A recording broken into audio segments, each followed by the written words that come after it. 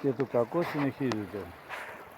Λοιπόν, βλέπουμε εδώ πέρα μαζί με τους κορμούς, τους τεράστιους κορμούς, ό,τι μπορεί να φανταστεί ο άνθρωπος.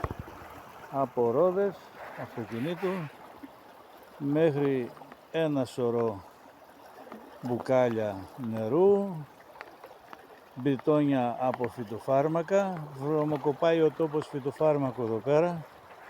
Λοιπόν, και βλέπουμε ένα ολόκληρο νησί, πλέον έχει δημιουργηθεί ένα ολόκληρο νησί από τέτοια αντικείμενα.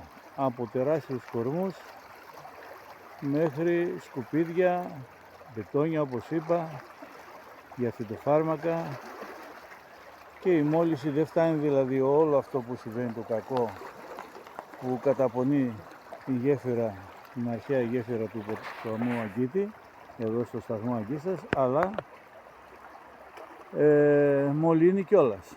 Μολύνει το νερό, τους ζωντανούς οργανισμούς που υπάρχουν μέσα στο ποτάμι, ψάρια κτλ. Λοιπόν, είναι μια εικόνα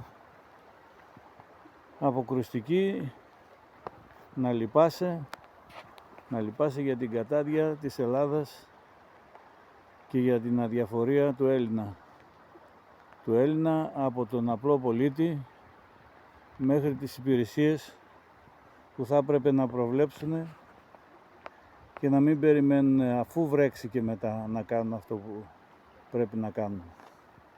Αλλά μήνες πριν, από το καλοκαίρι ακόμη, να φροντίσουν με προληπτικά μέτρα να προλάβουν το κακό. Δυστυχώς συνεχίζεται το έγκλημα, να το πούμε το έγκλημα, γιατί αυτό είναι εγκληματική αδιαφορία, τίποτα άλλο.